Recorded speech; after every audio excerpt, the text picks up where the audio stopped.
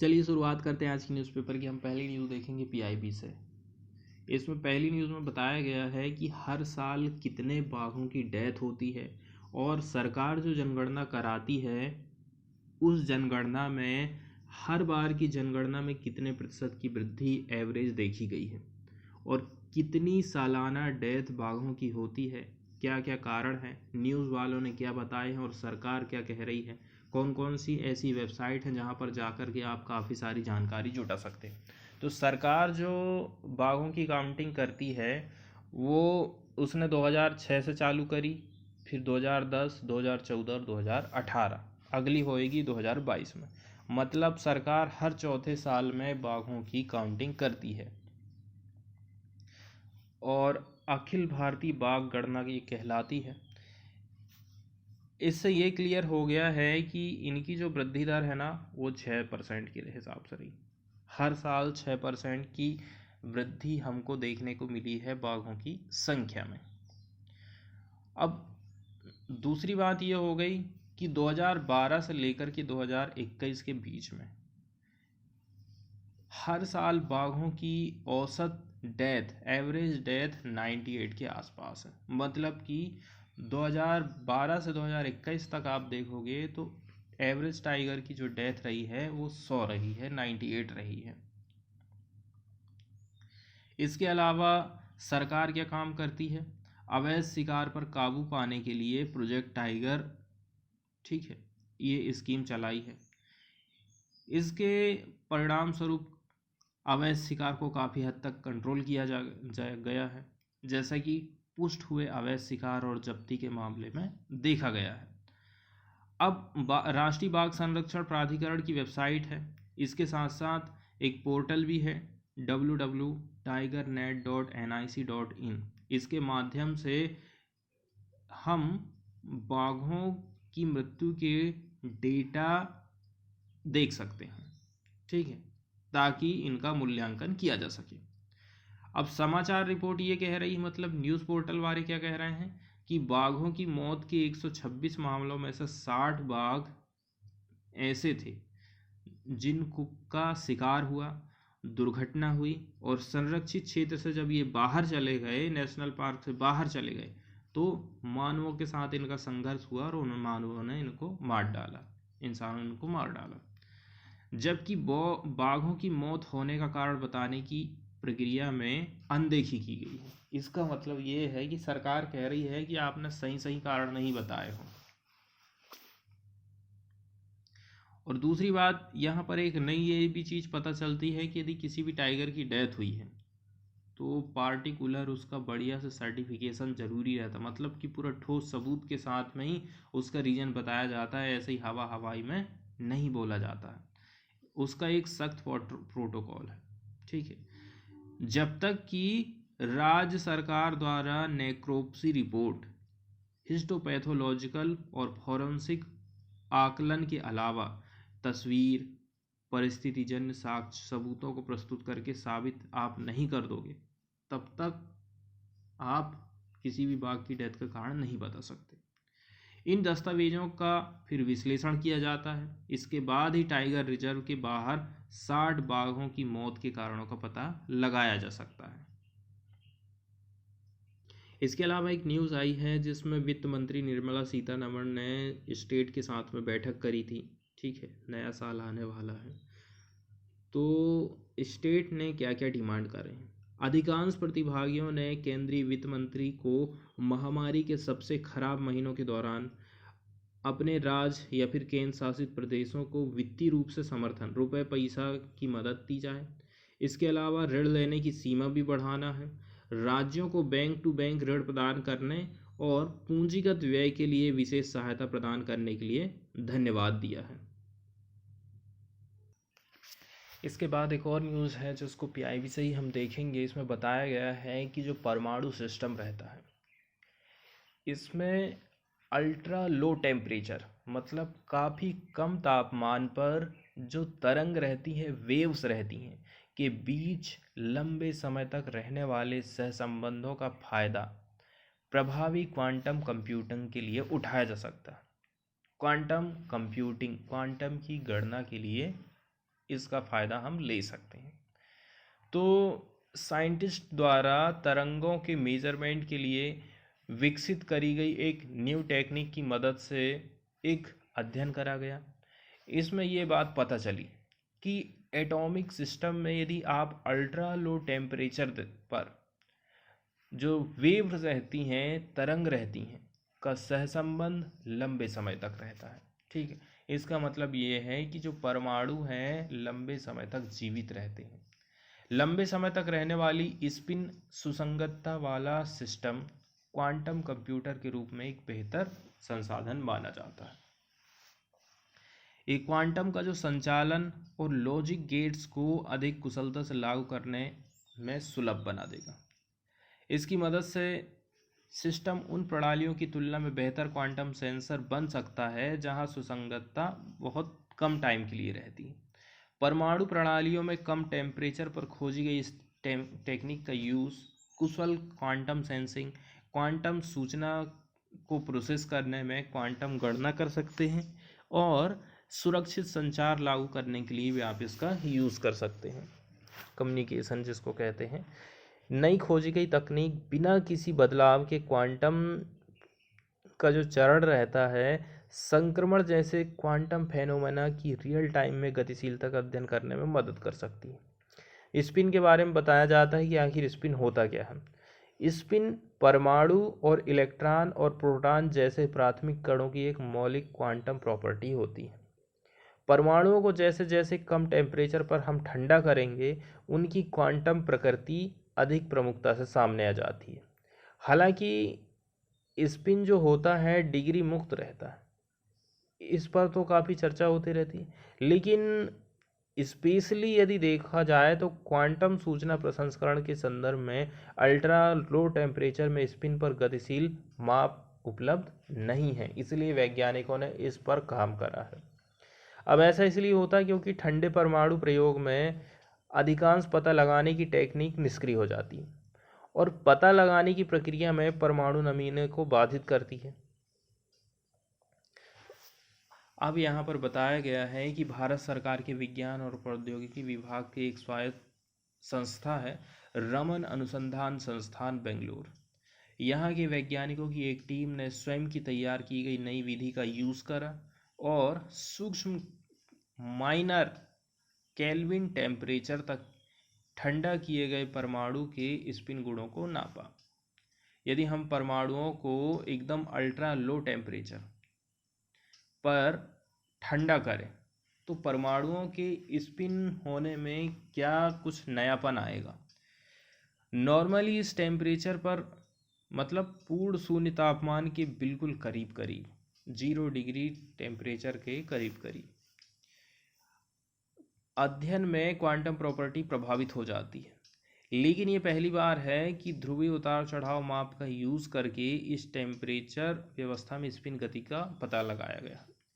नई तकनीक की मदद से वैज्ञानिकों ने क्या काम करा, स्पिन की प्रॉपर्टी और एक परमाणु स्पिन के पूरे जीवन काल का पता लगाने की संवेदनशीलता में मौजूदा तकनीक की तुलना में लाखों गुना सुधार किया और स्पिन के गुणों को भी मेजर किया है। उन्होंने साबित कर दिया है कि इस कम टेम्परेचर पर स्पिन सुसंगतता लंबे समय तक रहती है। अब वैज्ञानिकों ने और क्या क्या एक्सपेरिमेंट करा। इन्होंने लेजर ड्राइव का यूज़ करके स्पिन शोर की सिग्नल शक्ति को 10 लाख गुना बढ़ा दिया था। फिर क्या काम किया, स्पिन शोर स्पेक्ट्रोस्कोपी टेक्निक को स्पेक्ट्रोस्कोपिस्ट मापने वाली प्रणालियों के लिए प्रयोग करने योग्य बना दिया। यहाँ पर सिग्नल का लेवल बहुत कम रहता है जिससे पता चलना बड़ा मुश्किल हो जाता। इसको इन्होंने छाप भी दिया है फिजिकल जर्नल में। अब ये काम इन्होंने जो करे हैं तो इसकी प्रेरणा इनको कहाँ से मिली है। RRI के शोध दल के अनुसार ये कार्य नोबेल पुरस्कार विजेता सर CV रमन के प्रकाश प्रकीर्णन पर मूल रूप से प्रेरित है। इन्होंने क्या काम करा, निरपेक्ष 0 डिग्री टेम्परेचर के एकदम करीब लगभग 0 ही आप समझ लीजिए परमाणु को ठंडा करने के लिए लेजर शीतलन टेक्निक का यूज़ करा था। फिर लेजर प्रकाश का यूज़ किया ठंडे परमाणु में क्वांटम संक्रमण को सुसंगत रूप से चलाने के लिए अब लेजर प्रकाश दिया गया ताकि कुछ गतिशीलता लाई जा सके। अब इसके बाद पोलिमेट्रिक डिक्टेशन तकनीक, इन परमाणु में स्पिन गति का ठीक ठाक पता लगाने के लिए पहले हमने ठंडा करें, फिर उसमें प्रकाश डाले, उसके बाद फिर उसकी गति को हमने मेज़र करे परमाणु की। बताया जा रहा है 1 मिलीसेकंड का जीवन रहा। ठंडे परमाणु में स्पिन के जीवन काल को निर्धारित किया गया और ये पाया कि वे लंबे समय तक लगभग 1 मिलीसेकंड तक जीवित रहे, जो कमरे के टेम्परेचर पर परमाणुओं के स्पिन जीवन काल से कम 1000 गुना ज़्यादा है। अब इसके महत्व के बारे में कुछ बातें बताई जाती हैं। जहां पहले से उपलब्ध टेक्निक का यूज़ करके समूह में परमाणु गुणों का पता लगाया जाता था। क्या कहा जा रहा है? पहले से उपलब्ध टेक्निक का यूज़ करके समूह में परमाणु गुणों का पता लगाते थे। अब इस नई तकनीक की मदद से परमाणु की स्पिन गतिशीलता का एकल परमाणु स्तर पर पता लगाया। मतलब हमने सिंगल परमाणु तक से मेजरमेंट कर लिए हैं और इस टेक्निक का यूज़ हम कर सकते हैं ऐसे उपकरण बनाने के लिए जो छोटे चुंबकीय क्षेत्रों का सटीक रूप से पता लगाएं, जिनका यूज़ खनन और पूर्वेक्षण में महत्वपूर्ण है। ये अनुसंधान बायोमेडिकल इमेजिंग के लिए भी महत्वपूर्ण होता है, जहां छोटे चुंबकीय क्षेत्रों के समय समाधान माप की ज़रूरत होती है। काफ़ी दिनों में अपस्पा कानून चर्चा में रहा था। बताया जा रहा है अपस्पा जो कानून है वो एक्सटेंड कर दिया गया है नागालैंड में। इसका पूरा नाम है armed force special power act AFSPA has been extended in Nagaland for another 6 months by union home ministry. ये काम किया है यूनियन होम मिनिस्ट्री ने 6 महीना और इस कानून को यहाँ पर लागू किया जाएगा ऐसा कहना है। मिनिस्ट्री के नोटिफिकेशन में ऑन थर्सडे का कहना है the central government is of the opinion that the area comprising the whole of the state of Nagaland is in such a disturbed area है and dangerous condition में है that the use of armed forces in aid of civil power is necessary, इसलिए ये जरूरी है। In exercise of the powers conferred under section 4 of the act, the central government hereby declares that whole of the state of Nagaland to be disturbed area। इस कानून का section 4 धारा 4 क्या कहती है? सेंट्रल गवर्नमेंट के ये डिक्लेयर करी है कि जो नागालैंड का पूरा एरिया है ना वो डिस्टर्ब एरिया है।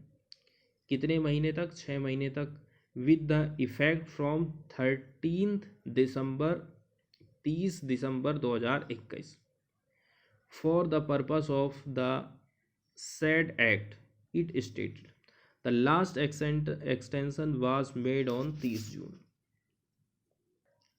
इसके बाद वाली न्यूज़ हम देखने वाले हैं चाइना और इंडिया के रिलेशन को लेकर के। हमेशा ही चाइना और इंडिया में बॉर्डर का इशू रहता है।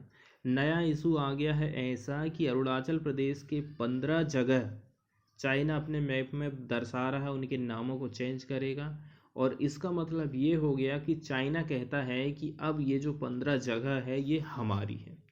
ठीक है, इंडिया की तरफ से ये बात कही गई है कि ये कोई नई बात नहीं है। 2017 में भी चाइना ने ऐसा करा था, तो उसके नाम चेंज कर देने से, उसके मैप में इन स्थानों को शो कर देने से ये फैक्ट ख़त्म नहीं होता, ये फैक्ट प्रभावित नहीं होता है।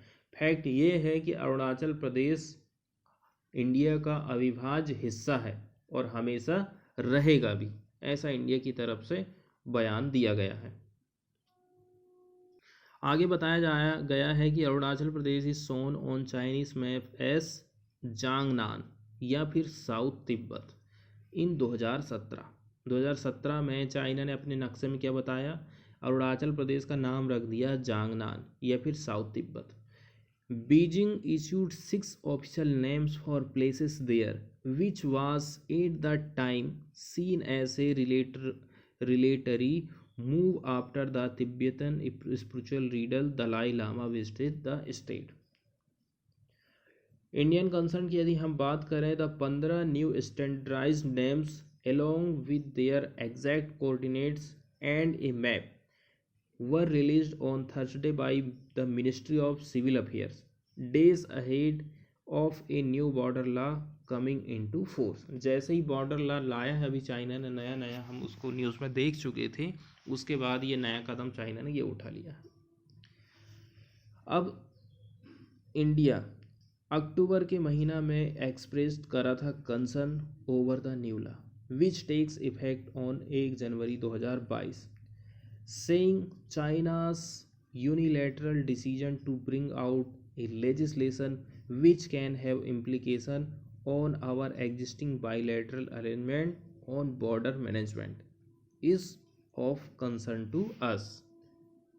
बताया गया है इस लॉ को प्रपोज किया गया था मार्च के महीने में, a year into the line of actual control crisis, ठीक है, and was seen as an attempt to legitimize the Chinese military transgression in eastern Ladakh. इसका मतलब ये है कि चाइना अटेम्प्ट कर रहा है, लेजिटिमेट कर, मतलब लेजिटिमाई कर सके, वैध बना सके कि हम जितना आगे बढ़ गए हैं वो एरिया अब हमारा हो चुका है। It calls for various Chinese civilian and military agencies to take step to safeguard Chinese territory, मतलब कि अब आपकी रिस्पॉन्सिबिलिटी बन गई है, अब आप चाइना की टेरिटरी की सुरक्षा करिए।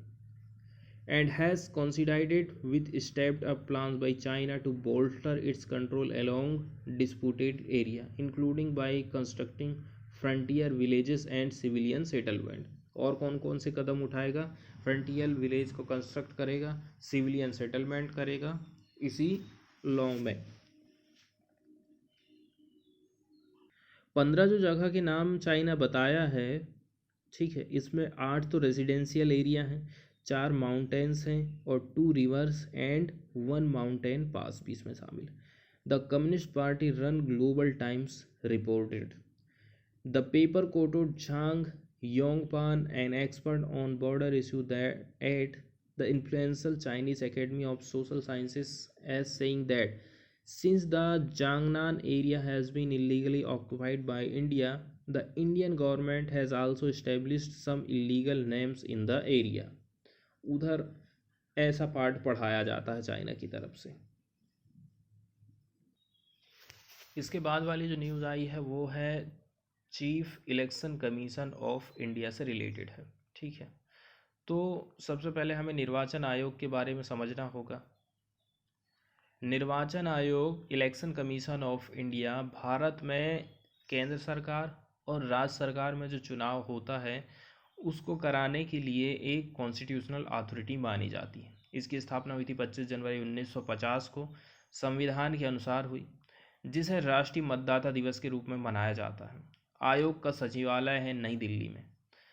ये भारत में लोकसभा, राज्यसभा, राज्य की जो विधानसभा रहती है, देश के राष्ट्रपति और उपराष्ट्रपति के चुनाव का करवाने का काम करता है।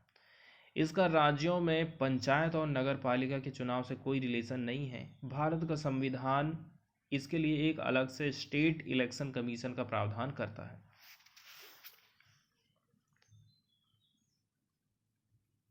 अब हम बात करें ईसीआई की, तो निर्वाचन आयोग में एक चुनाव आयुक्त था शुरू में, लेकिन राष्ट्रपति ने एक अधिसूचना जारी करा 16 अक्टूबर 1989 को, इसको 3 सदस्य वाला बना दिया था। इसके बाद कुछ टाइम के लिए 1 सदस्यीय आयोग बना और 1 अक्टूबर 1993 को इसका 3 सदस्यीय आयोग वाला स्वरूप फिर से आ गया था। तब से लेकर के निर्वाचन आयोग में एक मुख्य चुनाव आयुक्त रहता है और 2 चुनाव आयुक्त रहते हैं। मुख्य निर्वाचन अधिकारी आईएएस रैंक का अधिकारी रहता है, इसमें एक ऑफिसर भी रहता है। अब इन आयुक्तों की नियुक्ति की हम बात करते हैं और कितना इनका टाइम रहता है। तो जो chief election commission of India रहता है और अन्य निर्वाचन आयुक्त, इनकी नियुक्ति राष्ट्रपति करता है। कार्यकाल 6 साल या फिर 65 साल की उम्र तक। इन्हें भारत के सर्वोच्च न्यायालय के न्यायाधीशों के समकक्ष दर्जा प्राप्त होता है और उतना ही पैसा मिलेगा, भत्ता मिलेगा। वे कभी भी इस्तीफा दे सकते हैं और उनके कार्यकाल की समाप्ति से पहले भी हम उनको हटा सकते हैं। मुख्य चुनाव आयुक्त को संसद द्वारा सर्वोच्च न्यायालय के न्यायाधीश को हटाने की प्रक्रिया के समान ही पद से आप हटा सकते हो। अब निष्कासन कैसे होगा? उच्च न्यायालयों और सर्वोच्च न्यायालय के न्यायाधीश, मुख्य चुनाव आयुक्त, कंट्रोलर एंड ऑडिटर जनरल को दुर्व्यवहार या फिर पद के दुरुपयोग का आरोप सिद्ध होने पर या फिर अक्षमता हो जाए, इसी द्वारा संसद एक प्रस्ताव लाएगी, उसके माध्यम से ही हटा सकती। निष्कासन के लिए 2/3 सदस्यों की स्पेशल बहुमत चाहिए और इसके लिए सदन के कुल सदस्यों का आधा से अधिक मतदान होना चाहिए। न्यायाधीश, कैग, सीईसी को हटाने के लिए संविधान में महाभियोग शब्द का उपयोग नहीं किया गया है। महाभियोग शब्द का प्रयोग केवल राष्ट्रपति को हटाने के लिए करते हैं, जिसके लिए संसद के दोनों सदनों में उपस्थित सदस्यों की कुल संख्या के 2/3 सदस्यों की विशेष बहुमत की जरूरत पड़ती है और ये प्रक्रिया किसी अन्य मामले में नहीं अपनाई जाती है। न्यूज़ की बात करें तो न्यूज़ में बताया गया है इलेक्शन कमीशन का कहना है कि ज़्यादातर जो पार्टी हैं वो कह रही हैं कि चुनाव अभी होने चाहिए, चुनाव को अभी हम रोक नहीं सकते। जबकि अभी हाल ही की एक न्यूज़ आई थी, ठीक है, हाई कोर्ट ने अपील करी थी, ठीक है, इलाहाबाद का जो हाई कोर्ट है उनका कहना था कि आप जो है इलेक्शन को अभी कुछ टाइम के लिए टाल दो, ज़िंदगी रहेगी तो ऐसे कई चुनाव आएंगे और चुनाव आप जीतोगे भी, लेकिन सबसे मेन है कि आप लाइफ को सेव करिए। जीवन का अधिकार हमारा मौलिक अधिकार है। ये बात प्रधानमंत्री मोदी को भी हाई कोर्ट ने लिखा था और इलेक्शन कमीशन ऑफ इंडिया से भी ये अपील करी थी। तो चुनाव आयोग का तो कहना है कि नहीं, हम तो चुनाव करवाएंगे और उसके लिए कुछ दिशा निर्देश जारी कर देंगे, क्योंकि पार्टी लोग नहीं मान रही। उनका कहना है आप चुनाव करवाओ, तो हम चुनाव करवाएंगे। फॉरेन वाले पेज से यदि हम देखें तो ईरान से एक न्यूज़ आई है। ईरान ने अनाउंस किया है न्यू स्पेस लॉन्च को और ये लॉन्चिंग आई है न्यूक्लियर टॉक्स के बीच में। हम जान रहे हैं कि अमेरिका चाहता है कि ईरान अपने परमाणु कार्यक्रम को कम करेगा। इसके बदले में ईरान के ऊपर जो ट्रेड के सैंक्शन लगे हैं बहुत सारे, उनको हम कम करेंगे। The Simorgh satellite launcher carried 3 research cargos into space, the defence ministry का कहना है। तो सिमोर्ग सैटेलाइट हमें ध्यान में रखना है किसका है, ईरान का है, सैटेलाइट लॉन्चर है। इसने कैरी करा 3 रिसर्च कार्गोस को इनटू स्पेस। ईरान ने अनाउंस किया है थर्सडे के दिन कि it has carry out a new space launch in a move likely to irk western power amid tough talks on reviving a 2015 nuclear deal. Irk यहाँ word आया जिसका मतलब होता है सताना या फिर उनको परेशान करने के हिसाब। जो वेस्टर्न की पावर है ना, उनको भी कुछ अपना पावर दिखाना चाहता है Iran. Tehran successfully put it's first military satellite into orbit in April 2020। Tehran ने मिलिट्री सैटेलाइट को अप्रैल 2020 में सक्सेसफुली क्या काम कर दिया था, स्थापित कर दिया था। Drawing a sharp rebuke from Washington, ठीक है। अब जब ऐसा काम इसने करा तो अमेरिका थोड़े ना खुश होगा। Western governments worry that satellite launch systems incorporate technologies interchangeable with those used in ballistic missile capable of delivering a nuclear warhead। आगे बताया जाता है, देखो जो वेस्टर्न की गवर्नमेंट है ना, देश है, इस बात को लेकर चिंतित हैं कि ये जो उपग्रह ईरान भेज रहा है, ऐसी टेक्निक इसमें शामिल हैं जिनका यूज़ ईरान परमाणु हथियार पहुंचाने में सक्षम बैलिस्टिक मिसाइल में इस्तेमाल की जाने वाली तकनीकों के साथ वो कर सकता है। लेकिन ईरान की तरफ से कहा जा रहा है कि जोर देकर वो कहता है उसका अंतरिक्ष कार्यक्रम का उद्देश्य केवल नागरिक और रक्षा है और परमाणु समझौता या किसी अन्य अंतर्राष्ट्रीय समझौतों का वो उल्लंघन नहीं कर रहा है। 2015 की संयुक्त राष्ट्र सुरक्षा परिषद का प्रस्ताव 2231 परमाणु समझौते का समर्थन करते हुए ईरानी रॉकेट या फिर मिसाइल प्रक्षेपण पर कोई पूर्ण प्रतिबंध नहीं लगाया गया था। ईरान के राज प्रसारक ने एक रेगिस्तानी लॉन्चपैड से उठने वाले रॉकेट की फुटेज प्रसारित करा, लेकिन इसके स्थान का कोई विवरण नहीं दिया था। इस महीने की शुरुआत में अमेरिकी मीडिया ने बताया था कि तेहरान से 300 किलोमीटर पूर्व में सिमनान में ईरान के अंतरिक्ष केंद्र में प्रक्षेपण की तैयारी चल रही है। इसके बाद एक और न्यूज़ आई है फॉरेन वाले पेज से ही, जिसमें चाइना के कुछ एशियन कंट्रीज़ के साथ में रिलेशन किस टाइप से बढ़ते जा रहे हैं उसको ये बात दर्शाती है। चाहे वो ट्रेड हो, चाहे वो सिक्योरिटी को लेकर के हो, चाइना का कब्जा इन देशों में बढ़ते जा रहा है। तो चाइना के मिनिस्टर है ना, ये विजिट करने वाले हैं मालदीव और श्रीलंका में। The trip by Wang Yi underlines Beijing's growing economic and security stakes in the Indian Ocean region. Indian Ocean region में चाइना किस प्रकार से अपनी बढ़त को बढ़ाते जा रहा है, ये इस बात को दर्शाता है। Chinese foreign minister Wang Yi will begin the new year visiting 5 littoral countries. 5 littoral countries, ठीक है। यहाँ पर लिटोरल वर्ड आया है जिसका मतलब हम देख लेते हैं तटीय क्षेत्र, ठीक है, उसके आइट साइड वाले देश in the Indian Ocean region, जिसमें इंक्लूड है Maldives, Sri Lanka, underlining China's growing economic and security stakes in the neighbourhood. China की जो फॉरेन मिनिस्ट्री का कहना है, मिस्टर वांग जो है 4 जनवरी से अपनी यात्रा चालू कर सकते हैं। His 5 nation trip in eastern Africa, visiting Eritrea and Kenya before travelling to the island nation of Comoros, followed by Maldives and Sri Lanka.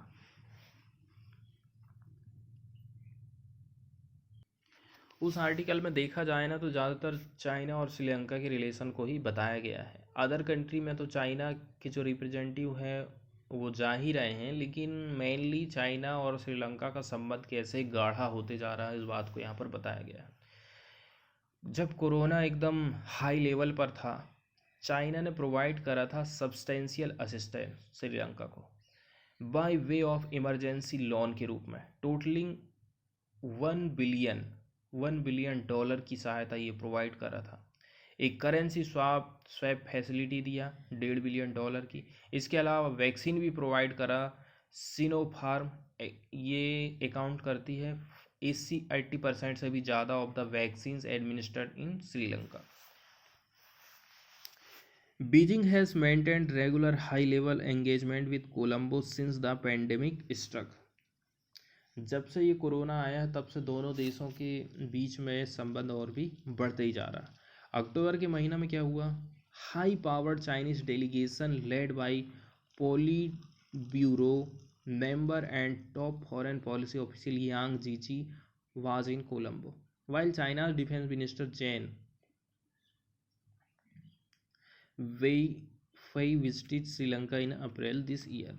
इसके अलावा चाइनीज एनर्जी प्रोजेक्ट की हम बात करें, फरवरी 2021 की बात है, श्रीलंका ने क्लियर कर दिया था चाइनीज एनर्जी प्रोजेक्ट को 3 आइलैंड में, कहाँ पर, जाफना पेनिसुला के not far from Tamil Nadu coast, और ये तमिलनाडु कोस्ट से ज़्यादा दूर नहीं है, फॉलोइंग एन इंटरनेशनल बिड। अब फिर क्या होता है, कोलंबो ने बाद में इसको सस्पेंड कर दिया है, it after India raise concern. इसके बाद ऑफर करा alternative grant for the same. Further the Colombo based Chinese ambassador recent visit to Jaffna has drawn criticism from the Tamil leadership. Colombo port city economic commission bill की बात करी जाती है मई के महीने में, ठीक है। Colombo port city economic commission bill की पसेज करने की बात करी जाती है। Governing the China backed Colombo port city project, कीमत बताई गई है $1.4 billion, triggered considerable resistance with government critics describing the project as Chinese enclave within the island nation. इसका बहुत ज़्यादा क्रिटिसिज्म किया जा रहा था कि एकदम चाइना जो है हमारे प्रशासन में, हमारी सरकार में एकदम घुसा जा रहा है। इसके अलावा श्रीलंका ने रिजेक्ट कर दिया था shipment of organic fertiliser imported from China. Organic जो फर्टिलाइजर हैं उसको श्रीलंका ने क्यों बैन करा, क्यों रोका? द मोस्ट रिसेंट कंट्रोवर्सी आई थी जिसमें इन्वॉल्व श्रीलंका ने रिजेक्ट कर दिया था शिपमेंट ऑफ ऑर्गेनिक फर्टिलाइजर जिसको इंपोर्ट किया जा रहा था चाइना से ड्यू टू रिपोर्टेड कॉन्टमिनेशन। कुछ खराबियाँ इसमें देखी गई। The Chinese side responded by the blacklisting Sri Lanka's state-owned People's Bank, while the Chinese company has sought $8 million in compensating and sued Sri Lanka in a Singapore court over the deal.